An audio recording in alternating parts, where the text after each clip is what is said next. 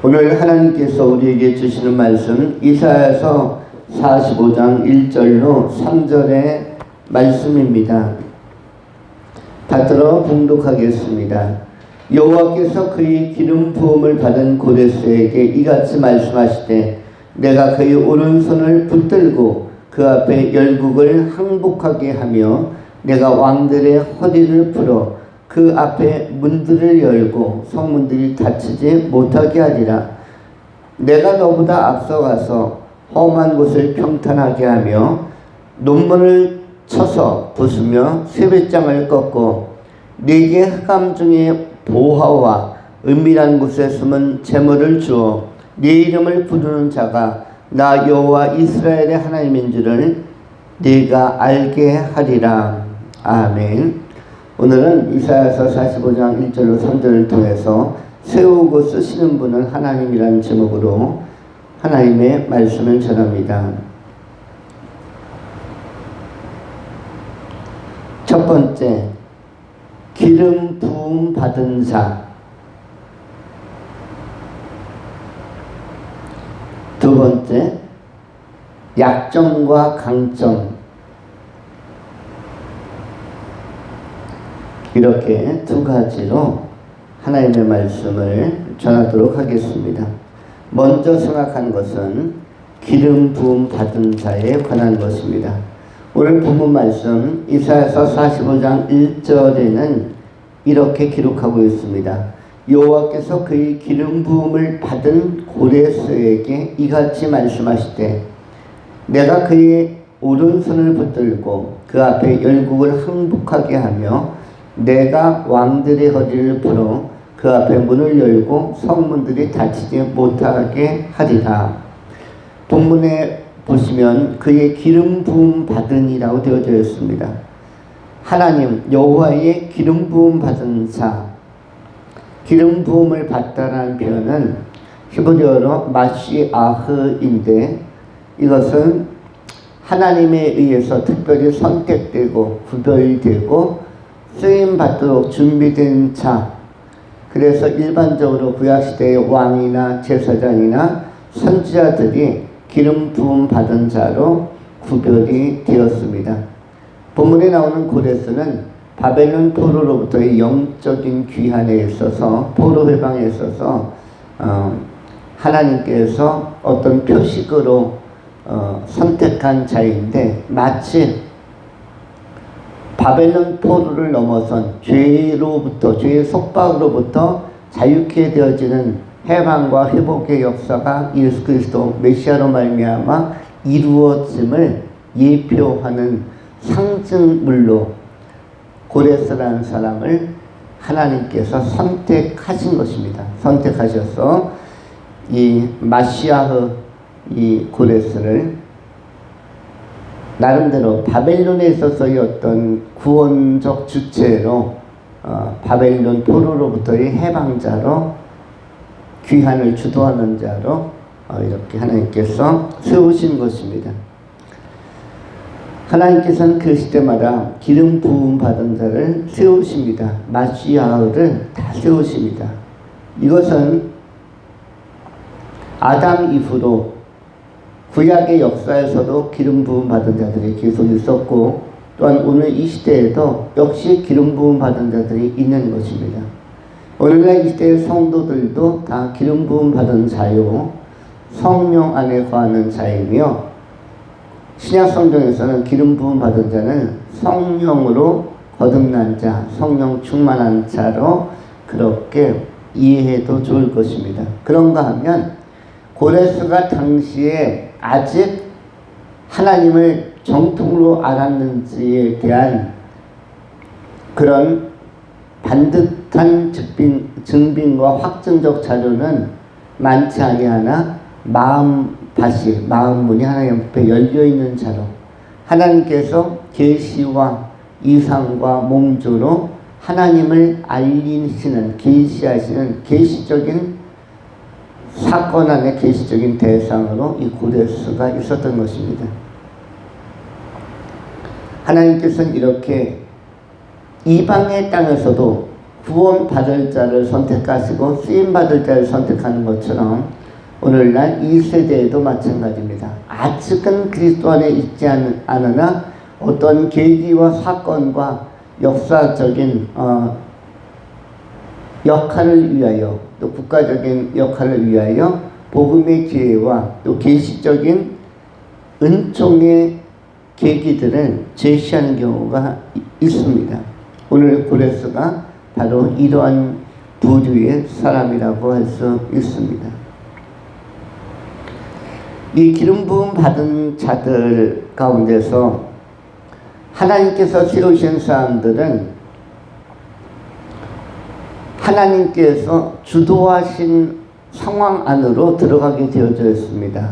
왜냐하면 이것이 자기의 결단으로 인하여 쓰임받는다기보다 2절과 3절에 보면 내가라는 단어가 나오는데 1절, 2절, 3절에 주어와 주체로서 세우고 쓰시고 해방하시고 역사하심에 있어서 주어와 주체가 전부 다 내가입니다.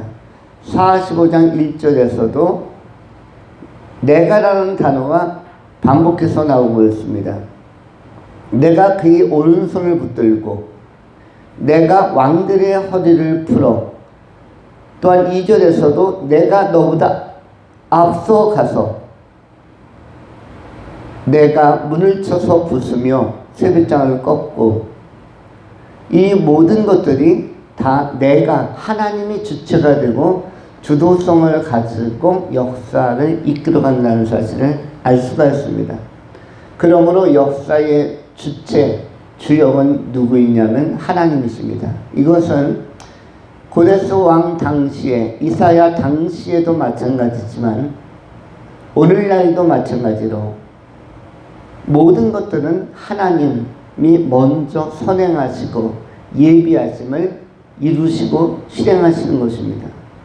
오늘날 대한민국 한반도를 포함한 우리가 살고 있는 전 역사, 지구촌의 전 역사를 선행적으로 주도하시는 분은 하나님이시고, 모든 것은 하나님의 주권 안에서, 하나님의 통치와 계획과 섭리 안에서 정상적으로 진행이 되는 것입니다.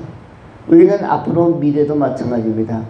사람들이 자기 나름대로의 바벨탑적 요소로 인하여, 그러한 속성으로 인하여, 또한 그런 이유로 인하여 여러 가지를 추구한다 할지라도 하나님을 대항하는 문화를 세울 수도 있고 하나님을 대적하는 사상을 세울 수도 있겠거니와, 모든 것들은 하나님의 주권적인 통치, 주권적인 인도하심 안에서 결국은 하나님의 뜻대로 행하십니다. 정리정돈을 하게 되는 것입니다. 책임 있는 존재가 한 가정에 있으면 아무리 헝클어져도 결국은 언제 정리해도 정리를 합니다.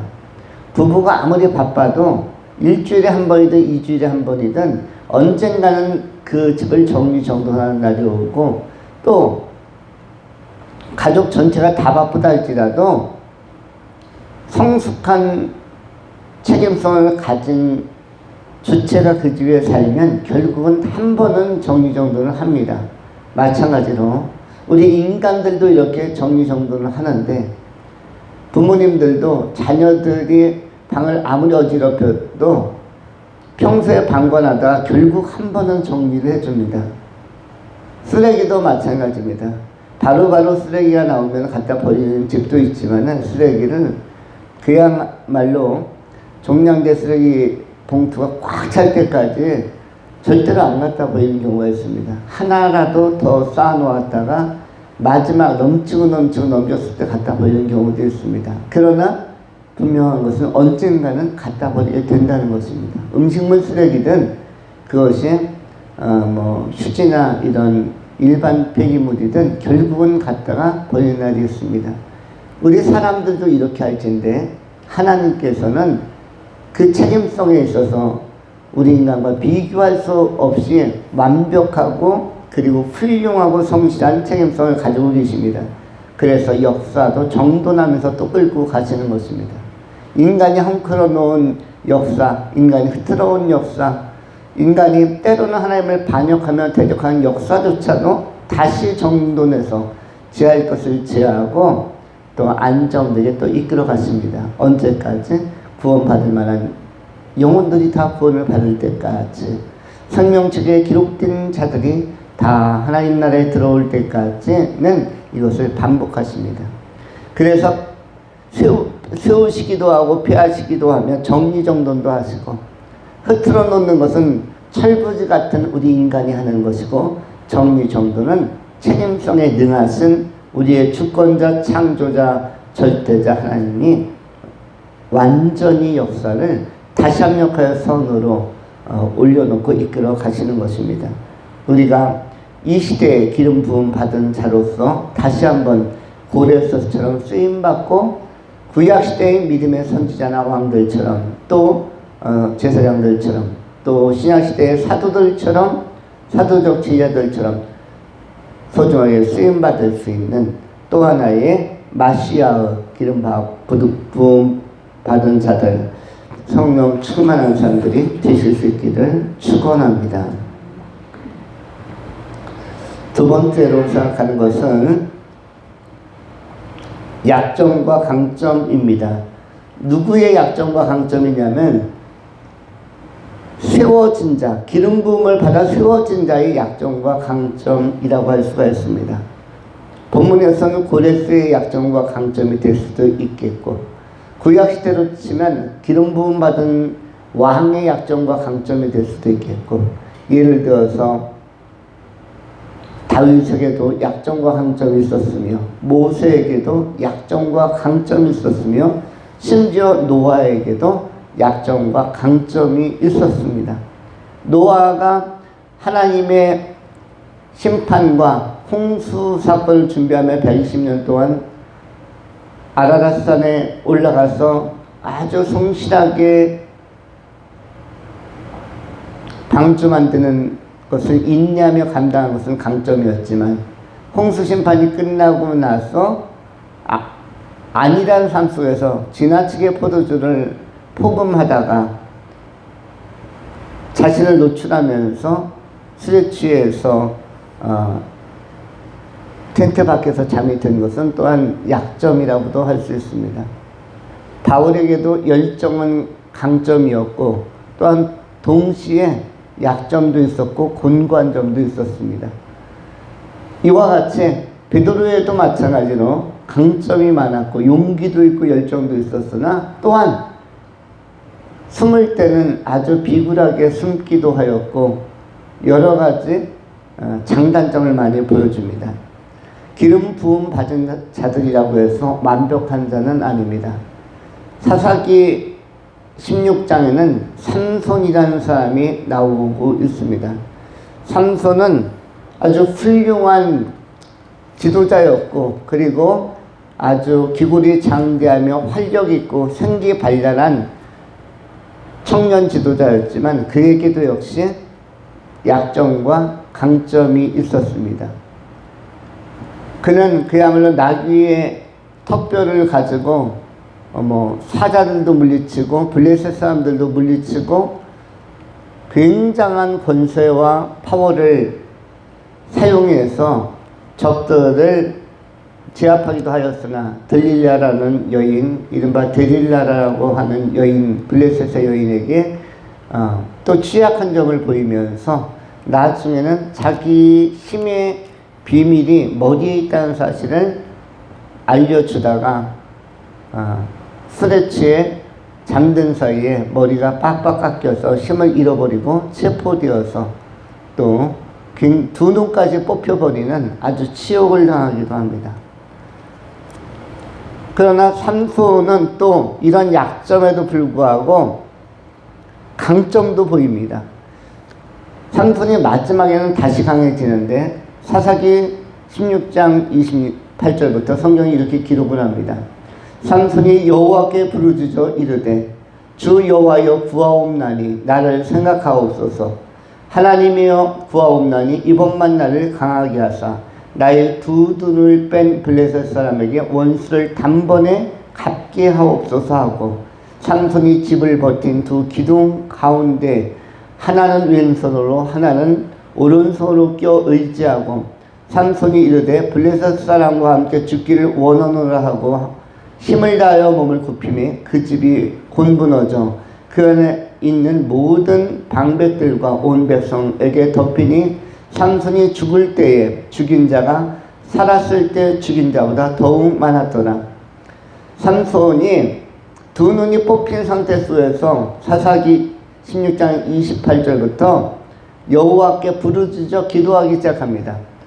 굉장히 몸 컨디션이 나쁜 상태였음에도 불구하고 한 눈만 뽑혀도 불편하고 아픈데 두 눈이 뽑혀있는 상태는 그야말로 낙마하고 시대에 빠져서 삶의 의욕을 잃어버릴 수밖에 없는 하나님 앞에 도저히 자기의 실수와 실책, 만회하기 어려운 허물 때문에 나아가기도 어려웠을 텐데 하나님 앞에 나아갑니다. 그 상태 속에서 하나님이 어디에나 계시기 때문에 하나님만이 어디에나 언제나 계시기 때문에 삼손은 최악의 상황에서 최고의 하나님 앞에 나아가는 최선의 선택을 하게 되어지는데 그래서 부르짖고 구하고 부르짖고 구하면서 간절히 기도합니다. 그래서 이번에 한 번 더 힘을 주십시오.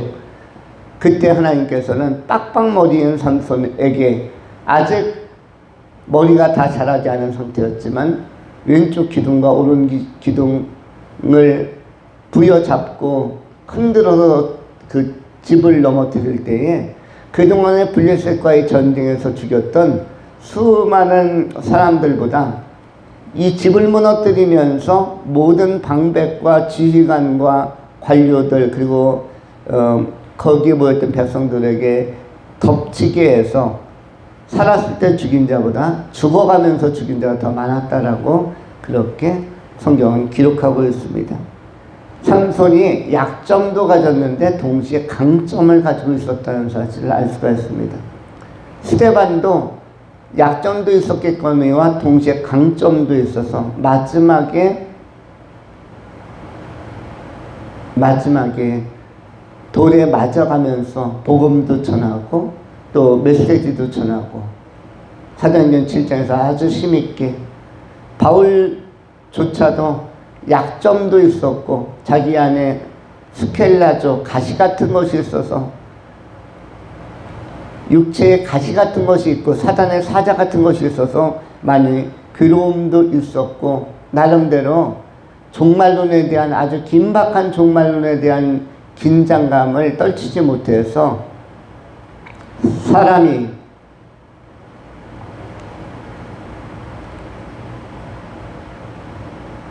하나님 나라에 기다리다가 결혼하지 않고 혼자 사는 것도 좋다라고 가르침을 주기도 했습니다.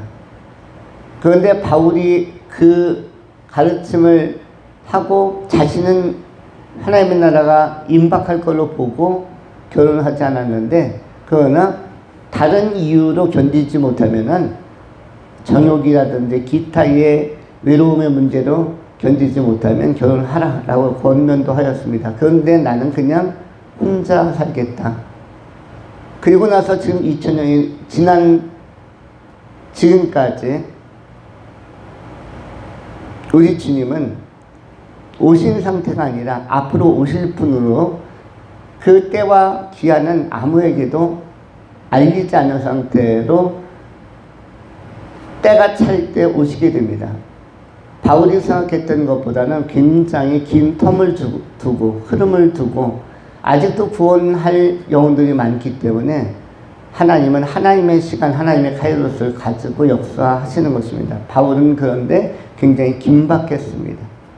굉장히 긴박했고 그래서 약점과 강점을 동시에 가지고 있었고 또 기질적으로도 아주 성급하거나 불같은 성격이 있어서 바나바와 선교 여행을 함께 떠났지만은 그러나 마가라는 한 청년의 문제로 선교 여행에 좀 미온적으로 따랐던 마가의 문제를 급진적으로 대하다가 바나바와 헤어져서 분리된 길을 또 걸어가기도 합니다. 성격으로 볼 때는 굉장히 다혈질이기도 하고 급진적이기도 하였으나 약점과 강점을 동시에 가지고 있는 사람으로 평가됩니다. 또한 글로서는 매우 뛰어난 명문이요, 글은 중하나 말은 조금 취약하여서 실제로 집적하는 메시지를 들으면 좀 약하다고 느껴지고 공감이나 설득력이 조금 약하게 느껴지나, 그러나 글로 받았을 때는 굉장히 힘이 있고 논리적이며 설득적이고 감동이 있는 약점과 강점을 동시에 가지고 있었습니다. 베드로든 바울이든 또는 야곱이든 모세든 다윗이든 약점과 강점이 같이 나타납니다. 그러면 우리는 어떠한가? 우리가 또한 그러하다는 것입니다. 우리에게도 약점이 아주 강하게 나타나고, 약할 때는 한없이 약해서 예수 믿는 사람이 맞나? 일반인보다도 약하지 않나? 못하지 않나? 라고 느껴질 때도 있고, 그런가 하면 역시 강점도 강해서 마지막에 믿음의 선배들처럼 기름 부음 받은 자들답게, 성령으로 거듭난 사람들답게 하나님 앞에 한 걸음 더 나갈 줄 아는 이 삼손의 마지막 결단 같은 결단이 우리 성도에게는 또한 있는 것입니다. 우리가 바로 이렇게 기름 부음 받은 자로서, 오늘 본문에 나오는 마시아흐로서 오늘 기능하고 있는데, 약점을 최대한 극복하고 강점을 활성화하면서 우리 하나님을 따라가고 우리 하나님의 섭리 안에서 소중하게 쓰임 받는다면 하나님의 기쁨이 되는 존재로, 하나님의 기쁨이 되는 일꾼으로, 하나님의 기쁨이 되는 도구로 잘 사용되게 될 것입니다. 남은 생에 우리 하나님께서 우리를 더 온전케 하사 흠이 없게 하시고 또 강하게 하셔서 우리 삶의 모든 성도들과 이 시대에 기름 부음 받은 자들을 또 성령으로 충만한 일꾼들을 귀하게 쓰시는 역사가 이 민족에 힘있게 나타날 수 있기를 축원합니다. 기도하겠습니다. 할렐루야. 존귀하신 하나님, 오늘 고레스 왕이 쓰임 받았던 것처럼 하나님이 주도하시고 주장하심으로 말미암아 우리 또한 오늘 이 시대에 쓰임 받게 하여 주시옵소서. 약점이 많은 측면도 있겠거니와 그러나 그것을 우리가 점검하고 발견하고 해소해 나가면서 성령을 덧입어 믿음 가지고 강점을 활성화시키면서 이 시대에 하나님의 귀한 일에, 고레스가 바벨론 포로로부터 이스라엘 민족을 귀환시키는 일에 쓰임받은 것처럼 우리의 생에도 선하고 의로운 일, 옳은 일, 특별히 복음으로 생명 살리는 일에 있어서 더 기묘하고 요긴하게 하나님의 크신 손길로 쓰임받는 아름다운 종들 다 되게 하여 주시옵소서. 우리 구주 예수 그리스도 이름으로 축복하며 기도하옵나이다. 아멘.